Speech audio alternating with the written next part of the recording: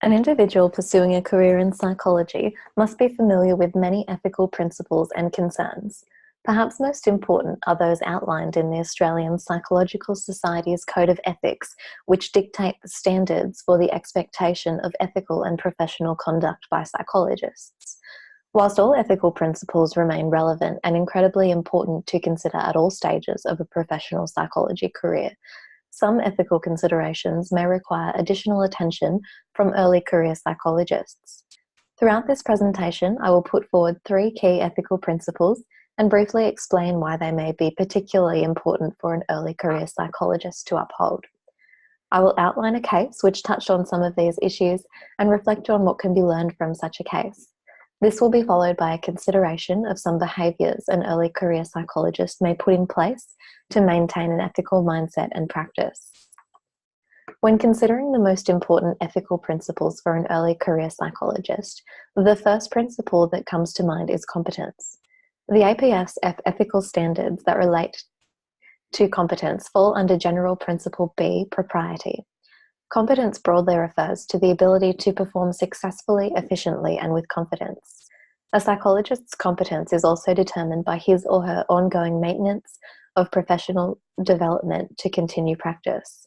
It is unlikely that an early career psychologist has had ample opportunity to develop competence in a broad range of areas and should therefore be mindful of the boundaries of their professional competence, particularly in the early stages of their career.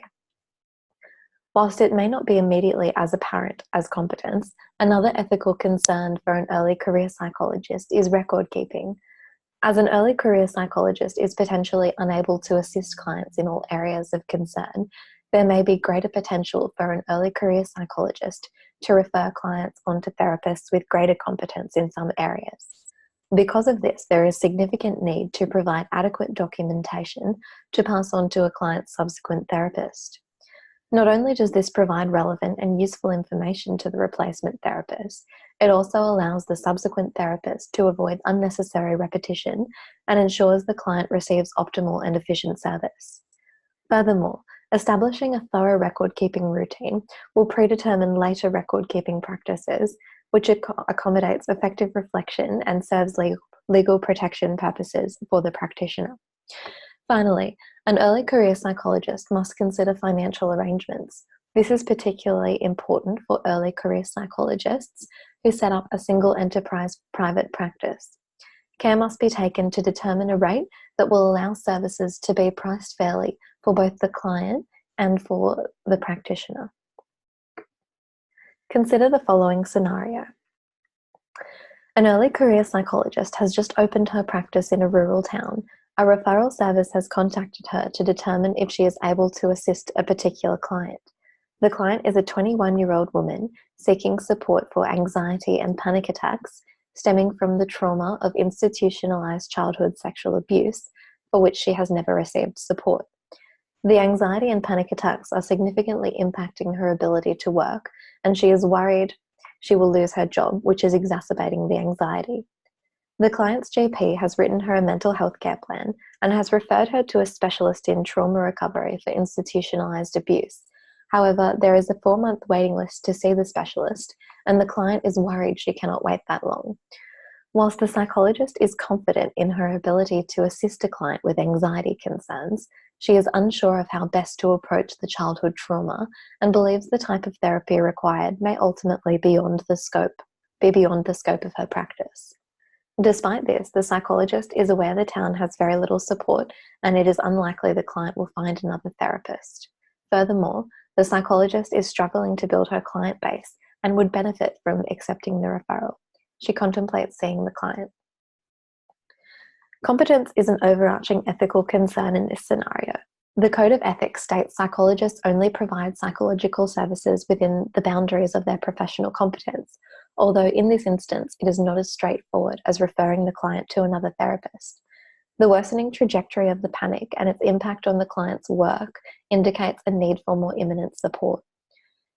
If the psychologist decides to see the client, she must be mindful of her own financial motivations to accept the referral. She is also mindful with overheads for her business to survive. She cannot bulk bill clients, and she hopes the client is in a financial situation to afford the services. If the early career psychologist agrees to see the client, there is a potential the client may present further concerns in sessions which cannot be addressed within the scope of her new practice. If this should ultimately occur, the client will need to be transferred into the care of another appropriate referral source. If the client uses all 10 Medicare sessions with the early career psychologist, she then may not be able to afford the appropriate support. In recognizing several ethical concerns, the psychologist decides to utilize the 8-question ethical decision-making model developed by Kuchar and Keith-Spiegel. After these deliberations, the psychologist decides she may be able to see the client. She acknowledges financial motivations to see the client and decides this is secondary to the well-being of the client. In situations where it is not possible to find a more suitable support for the client, the psychologist may consider treating the client, provided they engage in ongoing supportive collaboration with a mentor. Although if the discrepancy between the psychologist's existing clinical skills and the presenting case is too great, the risk of harm may be greater than not intervening.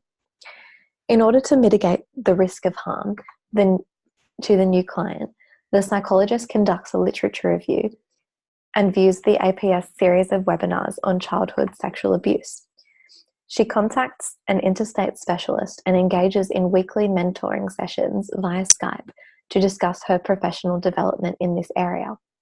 In her research, the psychologist discovers several effective treatment modalities for childhood sexual abuse.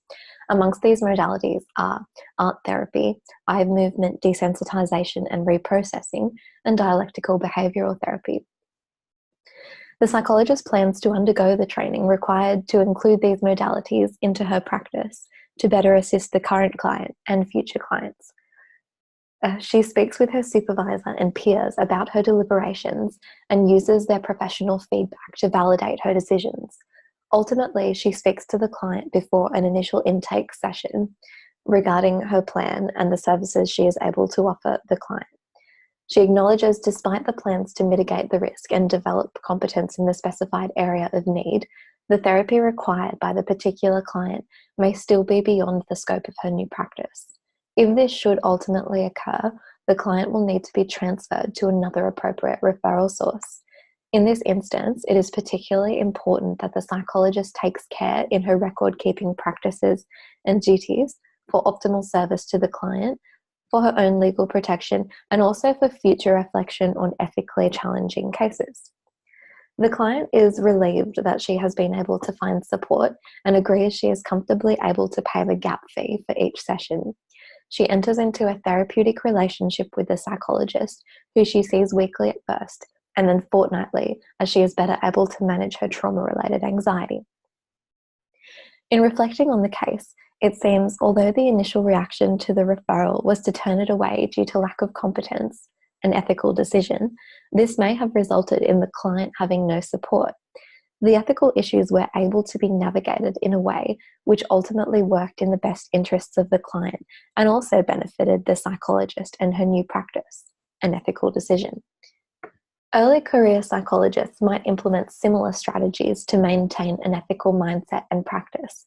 I would suggest early career psychologists consider utilizing ethical decision-making models in their practice.